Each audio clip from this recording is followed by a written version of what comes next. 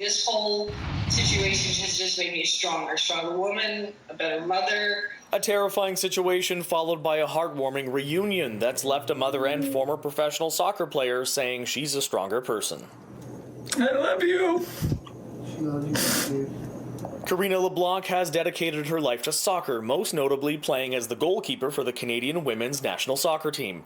She's since retired as a player, but has continued working to build women's soccer around the world, splitting her time between Vancouver, Miami, and the Bahamas. Her newest project being a mom. She gave birth to her first child, Paris, in late March. And then about a week later, I started experiencing just shortness of breath. One night, Karina was having trouble breathing and woke her husband, Jason. They called the doctor, who urged her to get to the hospital right away. Like, that drive was horrible. I mean, it felt like from a movie. We're racing through the streets. My husband's trying to be comforting, saying, you know, God's got a plan for you. Doctors discovered fluid building around her lungs, brought on by heart failure, forcing her to spend a couple of nights in hospital. Her husband and daughter were not allowed to visit due to pandemic restrictions.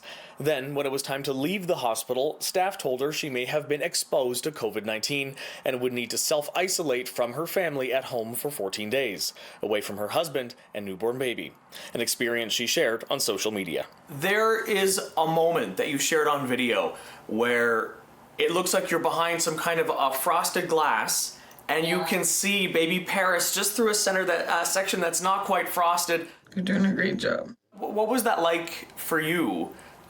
To be there and have that barrier separating you and your newborn daughter? I wanted to connect to her. I wanted to hold her. I wanted to touch her. I wanted to squeeze her. I wanted to kiss her. I wanted to do everything a new mom wants to do. She tells us there were nights she cried herself to sleep, but says it was her faith that gave her strength to look for deeper meaning.